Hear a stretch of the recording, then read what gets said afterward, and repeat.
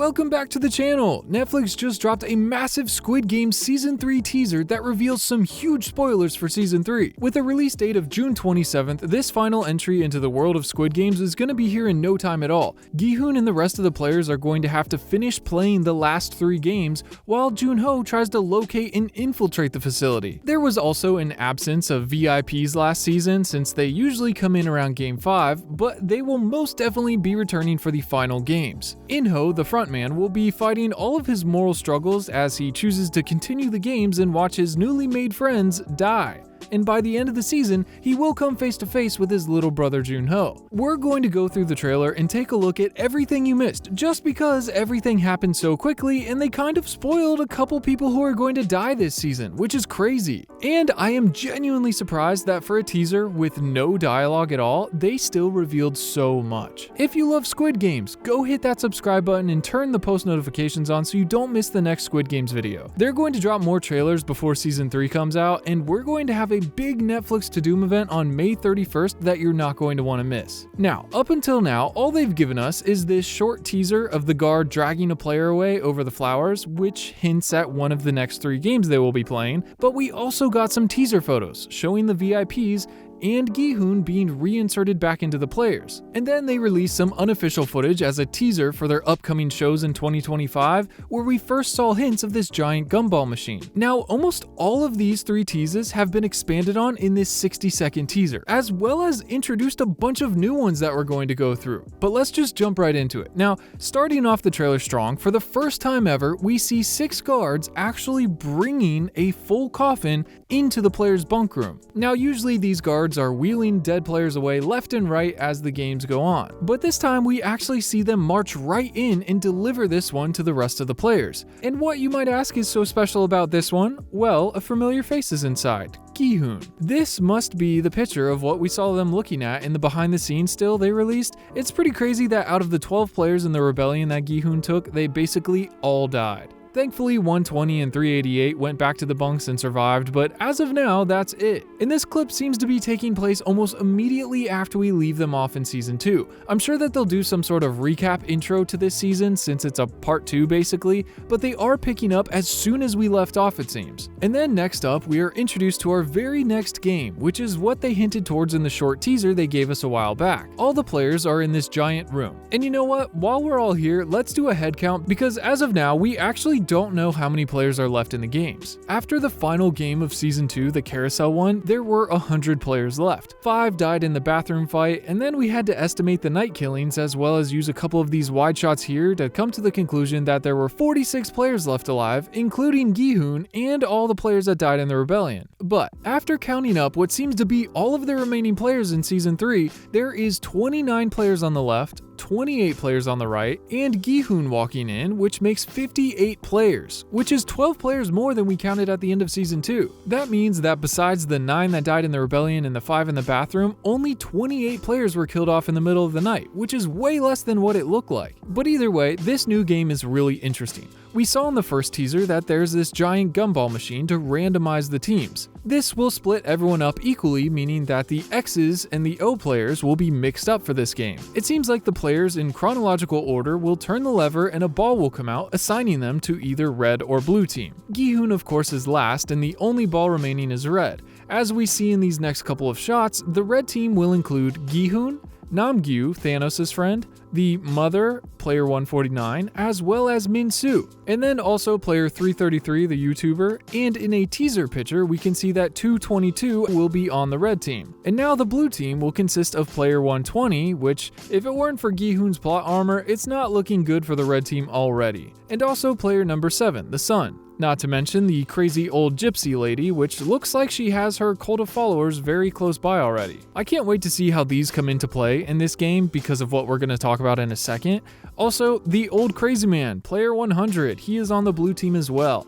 And then we can also spot player 388 here in the back of this wide shot, also on the blue team. Most of the others are randoms, but that doesn't mean main characters aren't going to get killed off here. The giant room they're in has two doorways, one in the shape of a knife and the other in the shape of a keyhole. It seems like red team will be going on the offense while blue team plays the defenders. And it seems like this game is going to be played in some sort of a maze with tight spaces and corridors everywhere. There's already a blue player dead against the wall behind Gi-Hun in this shot. With how tight this map is, there's going to be a lot of close quarters hand-to-hand combat and surprises if you start running through the maze and go around a corner and bump into the other team. It seems like with the keyhole there will be some sort of objective like keep away, and the knife will most likely be given to the red players to go after the blue. We can see here that 120 is just using their fists and is standing head-to-head with the red player. At first I was surprised that they would put Namgyu on the same team as Gi-Hun, but then this makes sense. Maybe 120 is going up against him and they needed someone for her to fight. It seems like all of the players will be given these boxes. The red boxes go to the red team and the blue boxes to the blue team. I think the red players will get a knife like the hole in the door suggests, and in this picture we can see player 44, the shaman lady,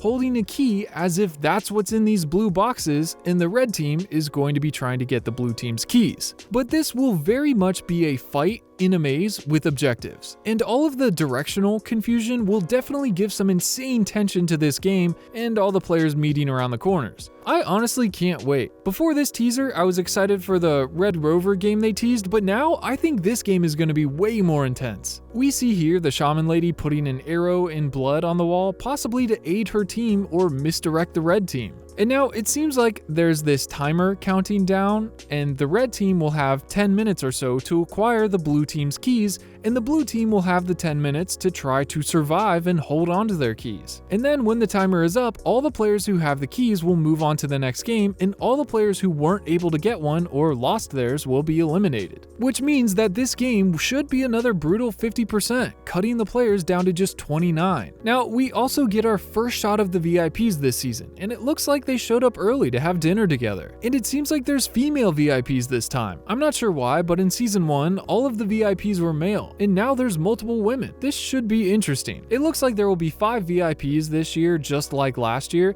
and in this shot, it's kind of funny that the only person not getting served a plate of dinner is the front man, because he's the only person whose mask covers their mouth. He's just gonna sit there hungry all night watching the VIPs eat, I guess. And now it looks like the voting will also continue this season, and as expected, since in the finale the O's killed off all the X's in the middle of the night, it is now extremely swayed in their favor. And if you look in the corner, Gi-Hun is handcuffed to the bed because bro will not stop trying to rig the vote. I mean, I don't blame him, but it's kind of funny that they literally had to put him in timeout. And for those of you that are curious, the head count here is 35 O's and 20 X's, plus Gi-Hun of course.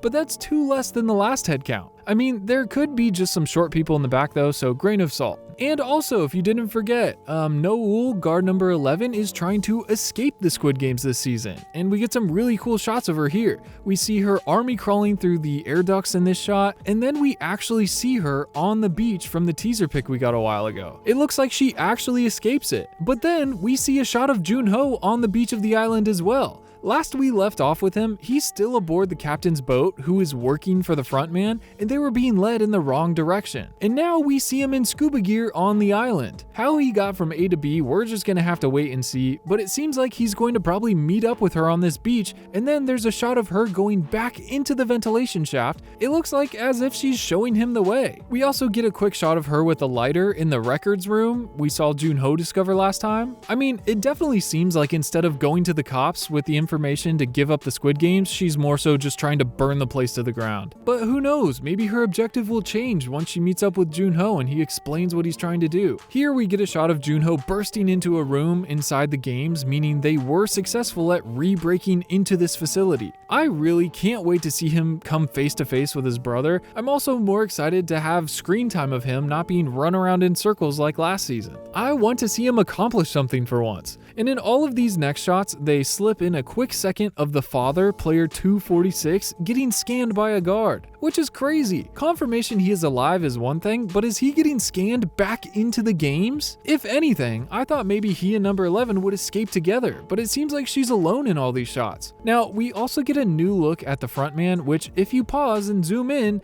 It kind of looks like he's about to cry here, or he's starting to tear up for some reason. We saw him form a variety of possible attachments last season, making friends in the games while posing as player number 1. He got really close with Gi-Hun, who he's toying with all season long. He got close to Jung-bae, which he executed to teach Gi-Hun a lesson. And he became fond over player 222 with her being pregnant and all, most likely because it reminded him of his pregnant wife that passed away. Now don't forget Jun-ho, his little brother, is trying to find him and most likely will come face to face with him at some point, but why is he teary-eyed? I can't help but wonder if it's because of this next clip. To end the trailer, we see a quick shot of the mother, player 149, crying, and then a shot of 222 with a tear falling down her cheek, and then the last thing that we hear before the end of the trailer is a baby crying. This is insane! She's actually going to give birth inside of Squid Games. Can you imagine your legal place of birth is Squid Games? Now, I'm terribly worried because before we ever saw the first thing about Season 3, the director came out and said that this is going to be a very dark season. And I would argue that we've become attached to more players than we were in Season 1, but the game is still the same. Everyone except for one player is supposed to die. Now I know that Gi-Hun is on a mission to stop the games, and so is Jun-ho, and they tried having a rebellion, so maybe that's why we were holding on to this sliver of hope that our favorite characters just might make it out alive, but the reality of it is it could end very similar to how Season 1 ended, with every single player except Gi-Hun dying. And so I'm really curious what they're going to do with the whole baby situation. They've built up our hope in the last season for 222 and 333 to make it out and have the baby together, but in every shot of either of them, they look terrified and traumatized. In the shot of 222 crying, she doesn't have a vest on, suggesting that she survived the first game and this takes place after that. Although she's not looking too good. Her face and lips look a little pale and her eyes look like the life is leaving them, which is extremely concerning. I really hope that In-ho, the frontman, has mercy and doesn't kill her baby off. He knew she was pregnant when they brought her into the games, and he even helped her and showed her favor because of her pregnancy. I don't know what will happen to the baby. Maybe In-ho will take it and raise it as his own, as the one he never got to raise with his wife. Who knows? I feel like the baby has a better chance of survival than 222 actually does. She could die from the childbirth from all we know. But if you listen closely, before the baby starts crying, you can hear a stab sound, or maybe a cutting noise.